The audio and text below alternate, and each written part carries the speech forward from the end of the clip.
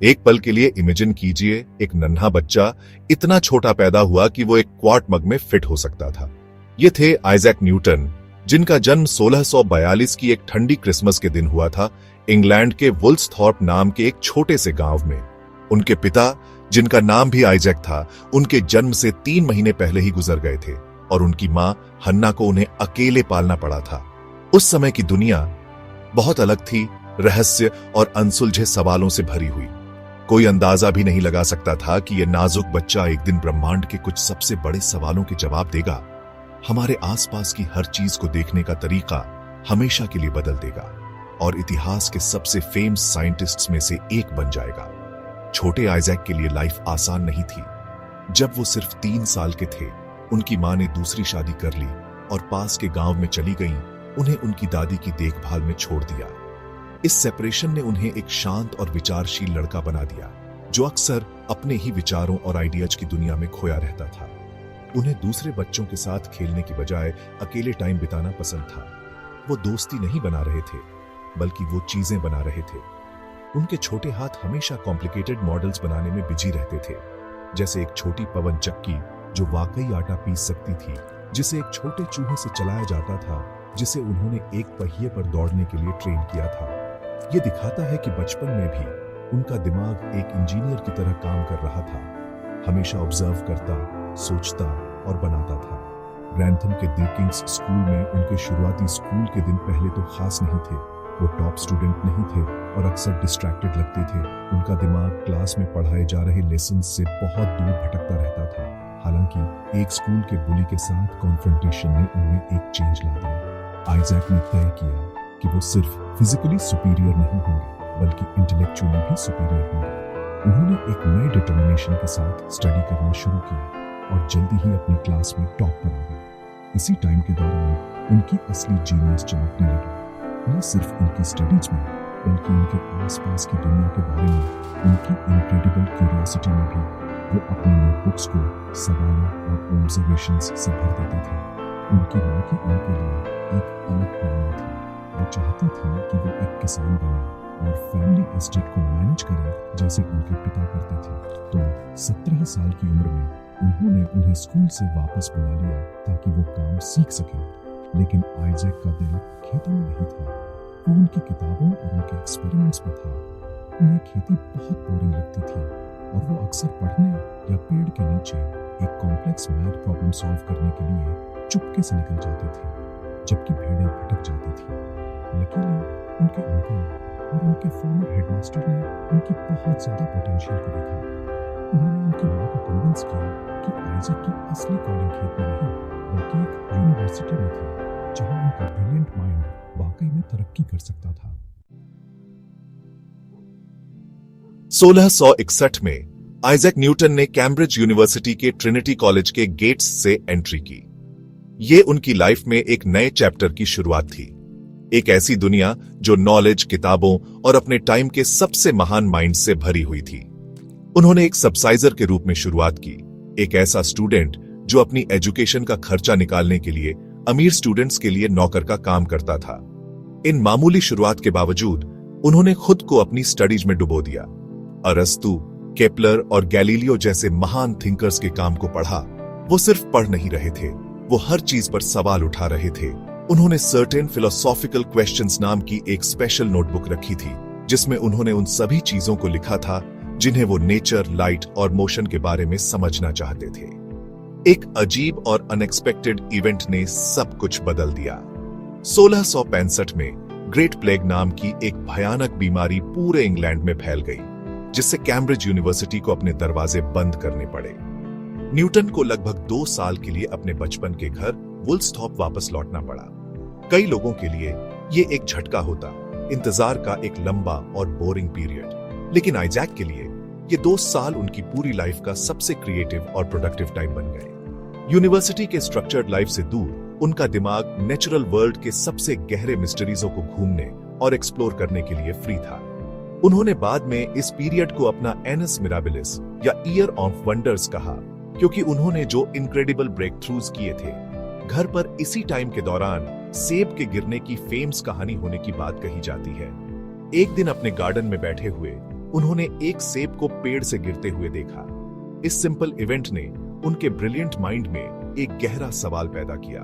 उन्होंने सोचा कि सेब सीधे नीचे जमीन पर क्यों गिरा, ये साइड में या ऊपर क्यों नहीं गिरा। इससे उन्हें एक बहुत बड़ा आइडिया मिला। क्या होगा अगर वही फोर्स जो सेब को पृथ्वी की ओर खींचता है वही फोर्स हो जो चंद्रमा को पृथ्वी के चारों ओर ऑन ऑर्बिट में रखता है। ये उनके क्रांतिकारी यूनिवर्सल ग्रेविटेशन के सिद्धांत का बीज था, एक ऐसा आइडिया जो स्वर्ग और पृथ्वी को जोड़ेगा। कैम्ब्रिज से दूर रहने के दौरान न्यूटन की जीनियस कई और एरियाज में भी विकसित हुई। उन्होंने मैथमेटिक्स का एक नया और पावरफुल फॉर्म डेवलप करना शुरू किया, जिसे उन्होंने मेथड ऑफ फ्लक्सियंस कहा, जिसे अब हम कैलकुलस के नाम से जानते हैं। ये नई मैथ जरूरी थी क्योंकि इसका इस्तेमाल मोशन और चेंज को डिस्क्राइब करने के लिए किया जा सकता था, कुछ ऐसा जिसमें पिछली मैथमेटिकल सिस्टम्स को मुश्किल होती थी। उन्होंने लाइट के साथ भी फैसिनेटिंग एक्सपेरिमेंट्स किए। एक सिंपल ग्लास प्रिज्म का इस्तेमाल करके उन्होंने उसमें से सूरज की रोशनी की एक बीम पास की और डिस्कवर किया कि सफेद रोशनी वाकई में कलर्सों के एक खूबसूरत इंद्रधनुष से बनी थी, बिल्कुल वैसे ही जैसे हम बारिश के बाद देखते हैं। जब प्लेग खत्म होने के बाद न्यूटन कैम्ब्रिज लौटे तो वे अपने साथ जबरदस्त आइडियाज से भरा दिमाग लाए। लाइट पर उनका काम खासकर क्रांतिकारी था। उस समय ज्यादातर साइंटिस्ट्स का मानना था कि सफेद लाइट प्योर होती है और प्रिज्म किसी तरह उसमें रंग मिला देते हैं। न्यूटन ने उन्हें गलत साबित कर दिया। एक्सपेरिमेंट्स की एक सीरीज के जरिए उन्होंने दिखाया कि एक प्रिज्म रंग नहीं बनाता, ये सिर्फ उन कलर्सों को अलग करता है जो सफेद लाइट में पहले से मौजूद होते हैं। उन्होंने यहां तक कि एक दूसरे प्रिज्म का इस्तेमाल करके कलर्सों के स्पेक्ट्रम को वापस सफेद लाइट की एक सिंगल बीम में मिला दिया, जिससे उनका सिद्धांत बिना किसी डाउट के साबित हो गया। इस खोज ने ऑप्टिक्स के मॉडर्न साइंस की फाउंडेशन रखी। लाइट पर उनके काम ने एक प्रैक्टिकल इन्वेंशन को भी जन्म दिया, रिफ्लेक्टिंग टेलीस्कोप। उनके समय के टेलीस्कोप जो लेंस का इस्तेमाल करते थे, उनमें एक प्रॉब्लम थी जिसे क्रोमैटिक एब्रेशन कहा जाता था, जिससे धुंधली इमेज बनती थी जिनमें कलर सीन फ्रिंज होते थे। चूंकि न्यूटन अब समझ गए थे कि सफेद लाइट अलग अलग कलर्सों का मिक्सचर है, उन्होंने महसूस किया कि हर रंग लेंस से गुजरते समय थोड़ा अलग एंगल पर मुड़ता है, जिससे डिस्टॉर्शन होता है। इस प्रॉब्लम को सॉल्व करने के लिए उन्होंने एक नए तरह के टेलीस्कोप को डिजाइन किया, जिसमें लाइट को इकट्ठा करने और फोकस करने के लिए लेंस की बजाय मिरर्स का इस्तेमाल किया गया था। यह डिजाइन, जिसे न्यूटोनियन टेलीस्कोप के नाम से जाना जाता है, बहुत साफ और शार्प इमेज बनाता था और आज भी एस्ट्रोनॉमर्स इसका इस्तेमाल करते हैं। उनकी सभी डिस्कवरियों में से न्यूटन का यूनिवर्सल ग्रेविटेशन का नियम शायद सबसे फेमस है। उन्होंने प्रपोज किया कि ब्रह्मांड में हर ऑब्जेक्ट हर दूसरे ऑब्जेक्ट को एक फोर्स के साथ अट्रैक्ट करता है, जो उनके मासेस और उनके बीच की डिस्टेंस पर डिपेंड करता है। ये एक बहुत बोल्ड आइडिया था। इसका मतलब था कि वही सिंपल फोर्स जो एक सेब को जमीन पर गिराता है, वही पावरफुल फोर्स है जो प्लैनेट्स, मून और स्टार्स के शानदार डांस को कंट्रोल करता है। ये एक सिंगल एलिगेंट नियम था जिसने पूरे कॉस्मोस के काम को समझाया, सबसे छोटे कंकड़ से लेकर सबसे बड़ी गैलेक्सी तक। पहली बार इंसानियत के पास स्वर्ग के लिए एक मैथमेटिकल रूल बुक थी।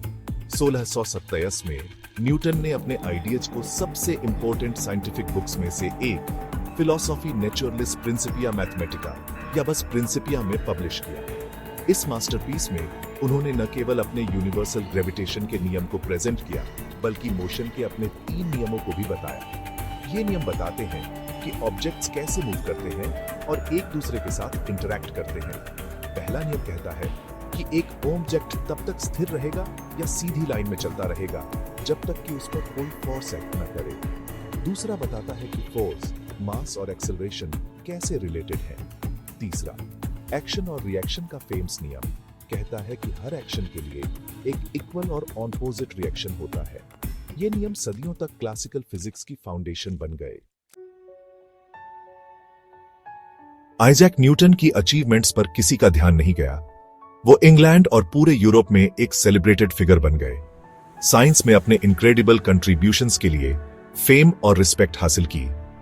उन्हें कैम्ब्रिज में प्रोफेसर अपॉइंट किया गया, पार्लियामेंट के मेंबर बने और बाद में रॉयल मिंट के वार्डन और फिर मास्टर बने, जहां उन्होंने इंग्लैंड की करेंसी को रिफॉर्म करने में हेल्प की। 1705 में उन्हें क्वीन एनी ने नाइटहुड दिया, जिससे वो सर आइजैक न्यूटन बन गए।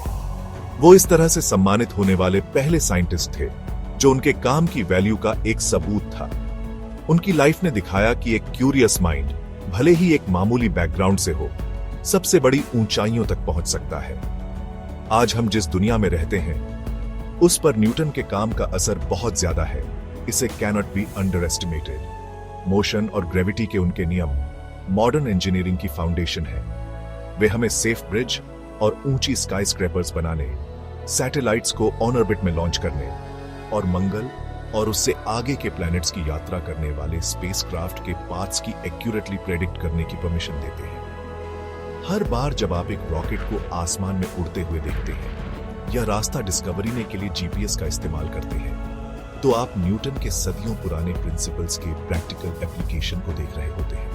उनकी डिस्कवरियां सिर्फ किताबों में नहीं रही, वे ऐसे टूल्स बन गए जिनका इस्तेमाल हम अपनी मॉडर्न वर्ल्ड को बनाने के लिए करते हैं। फॉर्मूला और नियमों से परे न्यूटन ने हमें ब्रह्मांड के बारे में कुछ और भी गहरा सिखाया कि इसे जाना जा सकता है।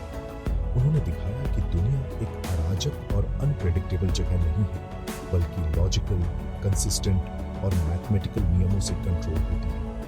इस आइडिया ने उनके बाद आने वाली साइंटिस्ट्स, थिंकर्स और इनोवेटर्स की पीढ़ियों को इंस्पायर किया। उन्होंने इंसानियत को बड़े सवाल पूछने और जवाब डिस्कवर करने के लिए टूल्स दिए। उनके काम ने एनलाइटनमेंट की एज को जन्म दिया। साइंस, फिलॉसफी और सोसाइटी में इनक्रेडिबल प्रोग्रेस का एक पीरियड, ये साबित करके कि ह्यूमन रीजन नेचर के सबसे गहरे मिस्ट्रीजों को अनलॉक कर सकता है। हर बच्चे के लिए जो रात के आसमान को देखता है और सोचता है कि तारे क्यों चमकते हैं या चंद्रमा नीचे क्यों नहीं गिरता, आइजैक न्यूटन की कहानी पावर का सोर्स है। वो हमें बताता है कि क्यूरियोसिटी अद्भुत गिफ्ट है। वो हमें बताता है कि दुनिया को ध्यान से ऑब्जर्व करके, सवाल पूछकर और कभी हार ना मानकर सबसे बड़ी सफलता से एक छोटे गांव में मॉडल बनाने वाले एक शांत लड़के ब्रह्मांड की दुनिया को उजागर करने वाले व्यक्ति थे। सर आइजैक न्यूटन की जर्नी हमें सिखाती है कि समझने की इच्छा सबसे पावरफुल फोर्स है जो दुनिया को हमेशा के लिए बदलने में कैपेबल है।